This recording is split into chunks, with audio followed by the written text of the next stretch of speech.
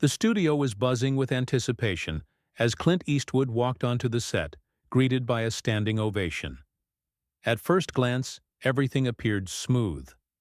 Clint, sharp in a tailored jacket, gave a nod to the audience and sat across from Jimmy Kimmel, who wore his trademark smirk and loosened tie. It was meant to be a light segment, a typical late-night chat filled with jokes and rehearsed moments. Clint was there to discuss an upcoming charity gala supporting veterans, something close to his heart. Jimmy, however, had other plans.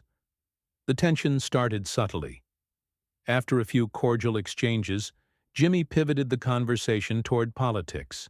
His tone was laced with sarcasm, poking fun at Clint's past support for conservative figures. He wrapped his jabs in humor, but the message was clear. He accused Clint of being out of touch, suggesting that the charity was more of a political statement than a humanitarian effort. Clint's expression didn't flinch, but his eyes hardened. Jimmy chuckled, feeding off the audience's nervous laughter. Then he took it a step further. He questioned whether Eastwood's veteran support was a facade, a convenient way to pander to a particular demographic. The crowd quieted, sensing a shift in tone. Clint leaned forward, his jaw clenched, his voice measured but sharp. The air turned heavy. This wasn't going to be another safe Hollywood interview. Clint reminded Jimmy and the audience that his support for veterans wasn't about politics. It was about respect. He spoke with authority, drawing from personal connections and decades of experience. But Jimmy interrupted him, dismissing his words as outdated patriotism masked as morality. He called it performative, the kind of chest-thumping narrative that old men clung to because they had nothing new to offer. The words hit like a slap. The audience didn't know whether to laugh or recoil. Clint's posture shifted.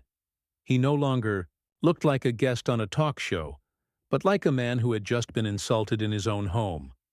His response came slow, but every word landed with weight. He turned the tables, calling Jimmy a puppet for elite narratives, someone who used sarcasm as a shield against real conversation. The studio fell silent. Even the crew off camera froze. Jimmy didn't back down. Instead, he grinned wider, leaning into his role as provocateur. He began mocking Clint's film legacy, suggesting that his old-school characters were glorified relics that encouraged toxic heroism. He accused Clint of romanticizing violence, building careers off grit and guns, while claiming to care about peace and welfare. The words were biting, and they weren't meant as comedy anymore. Clint narrowed his eyes, visibly restraining the urge to explode. The audience could sense it. This wasn't scripted. This wasn't banter. It was personal now. Clint called Jimmy a coward behind a desk, someone who exploited the culture war without understanding the lives affected by it. He accused him of mocking sacrifice while sipping studio cocktails. The debate had become a battlefield.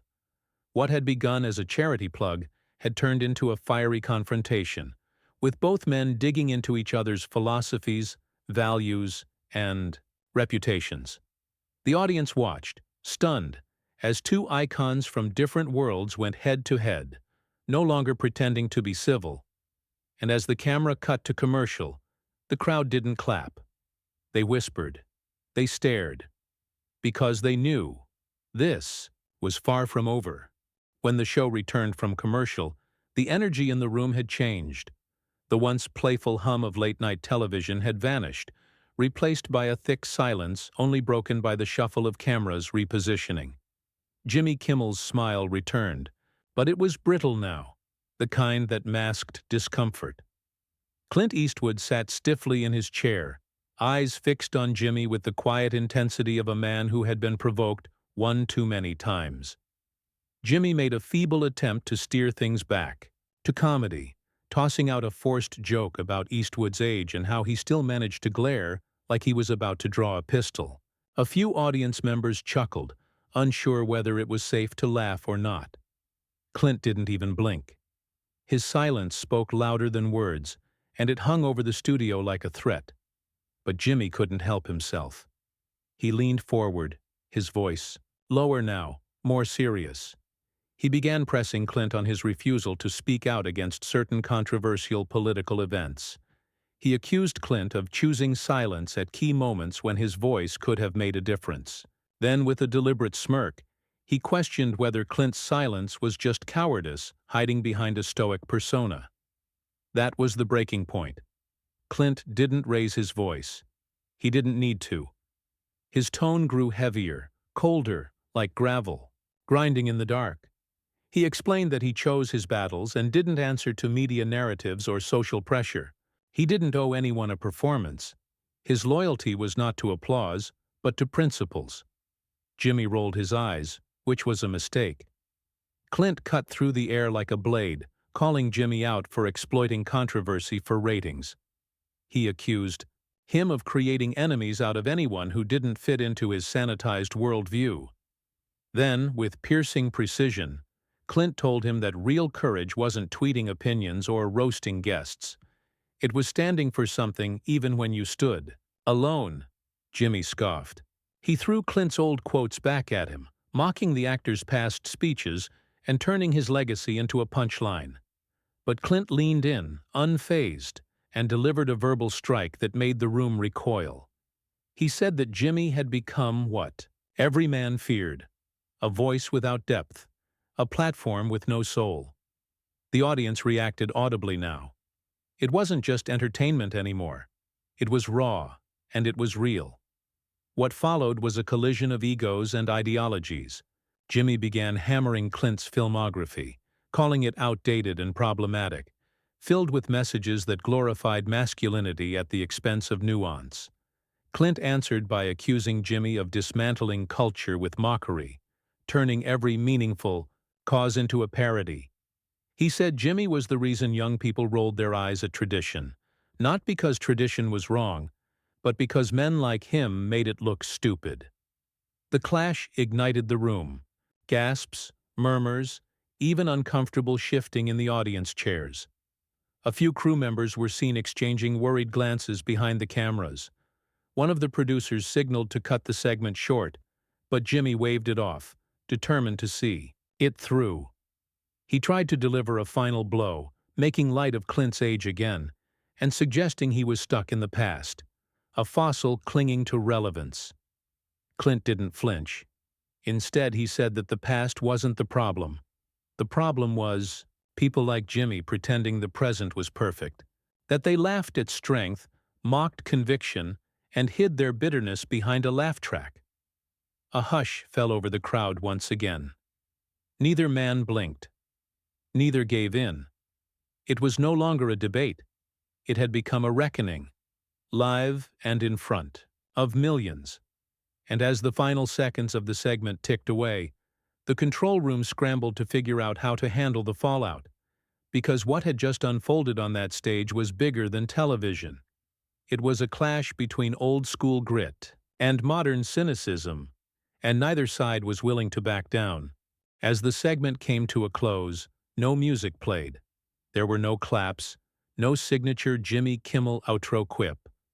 Just an eerie pause before the broadcast cut to a commercial, leaving viewers at home stunned, and the studio audience caught in a vacuum of disbelief. Behind the scenes, producers scrambled to regroup.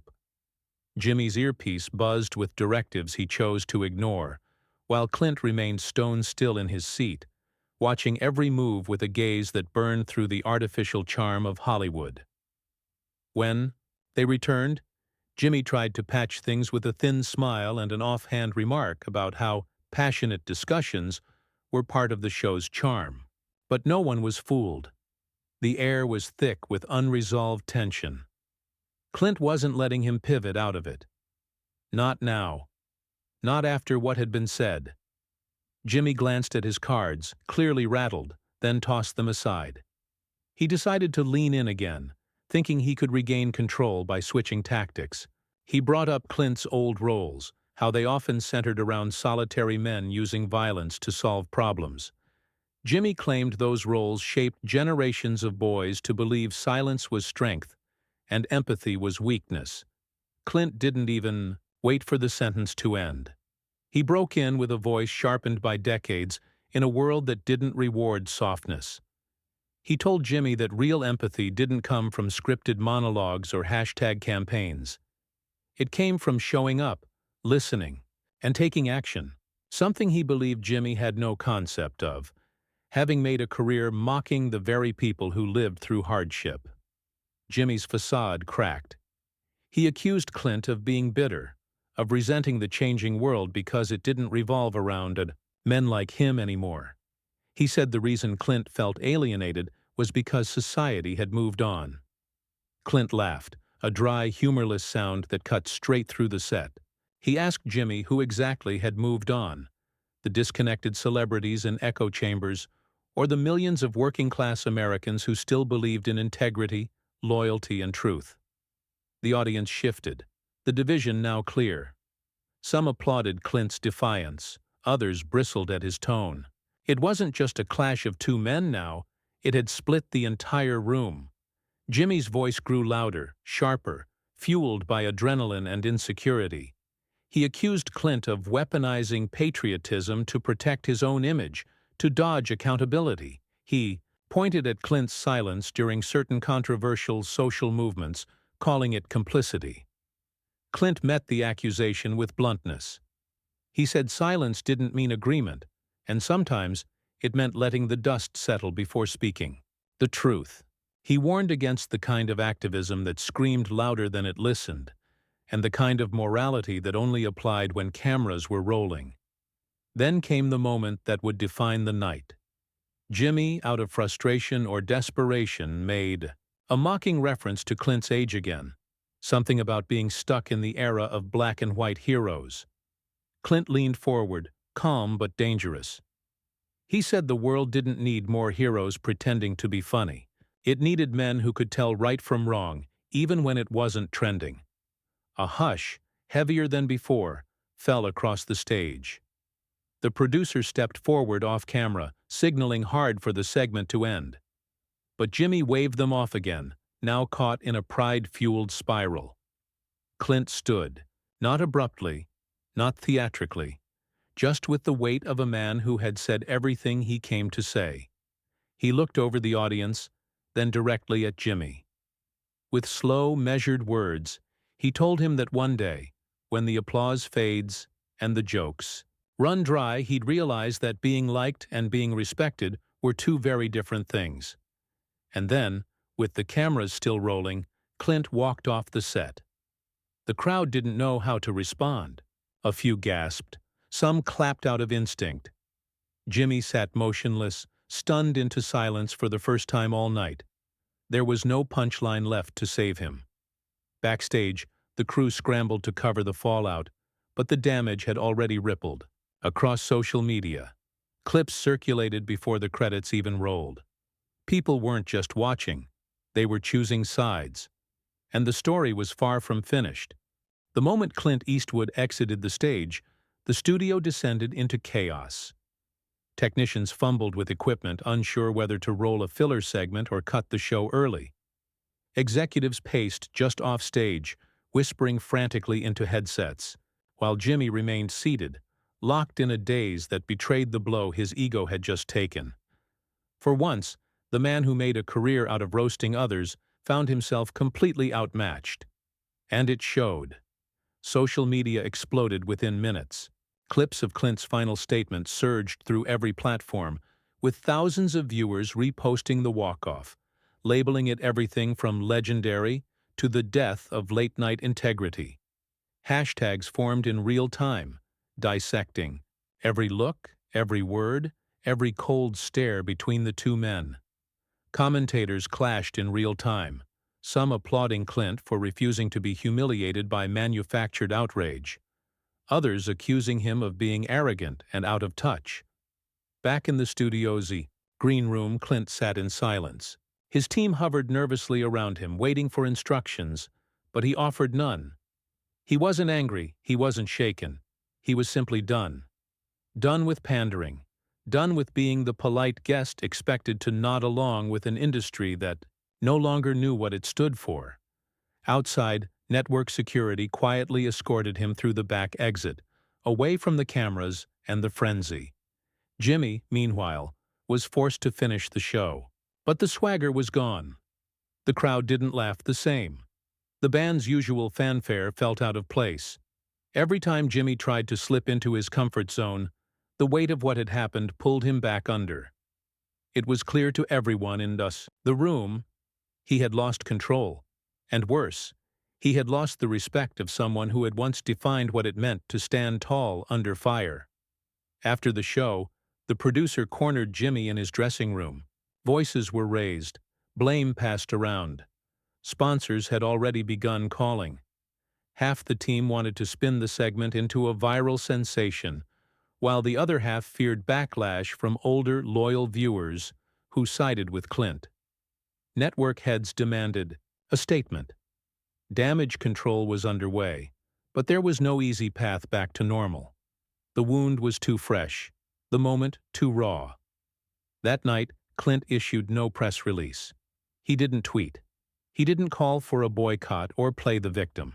He simply vanished into the privacy of his own life, while his silence said more than any press conference ever could.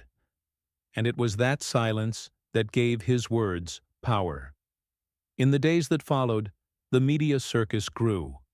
Talk shows picked apart the exchange. Clips played in loops. Commentators from every political angle weighed in. But through the noise, a simple narrative emerged.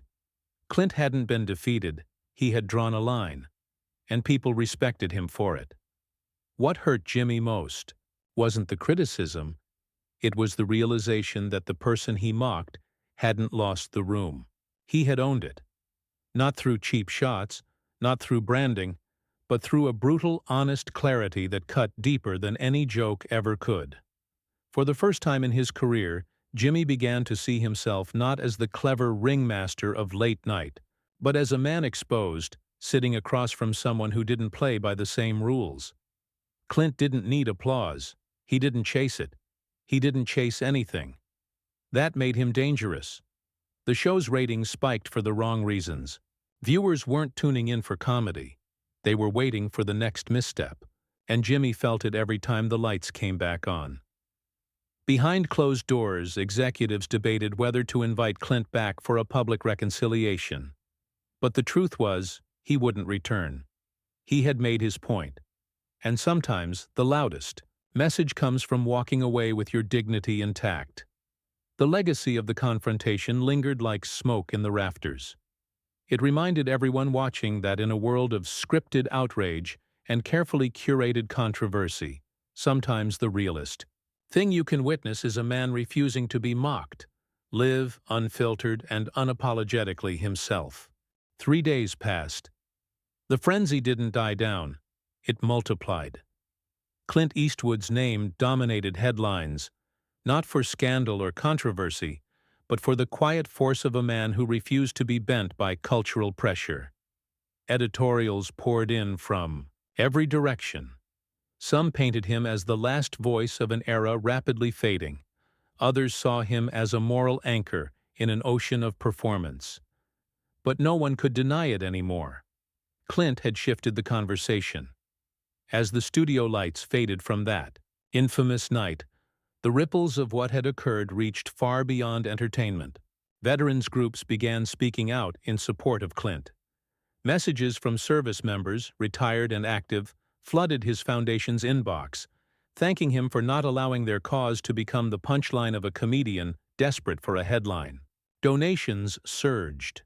The charity gala Clint had initially come to promote sold out within hours, not because of pity, because people had seen conviction in action. Meanwhile, Jimmy Kimmel was forced to reckon with a fallout unlike any other. His ratings hadn't plummeted, but his image had shifted. He was no longer seen as untouchable. Critics, even from his own audience, began questioning his pattern of disguising cruelty as wit. They combed through past interviews, comparing his behavior with guests who shared Clint's values versus those who didn't. A pattern emerged. It wasn't a good one. Executives scheduled a meeting behind closed doors. They floated the idea of a televised apology or a heartfelt discussion with another high-profile guest. Jimmy resisted. His pride still outweighed his judgment. But privately, he admitted to friends that he had underestimated Clint, and, worse, he had misread the room. Back in Carmel, California, Clint remained characteristically silent.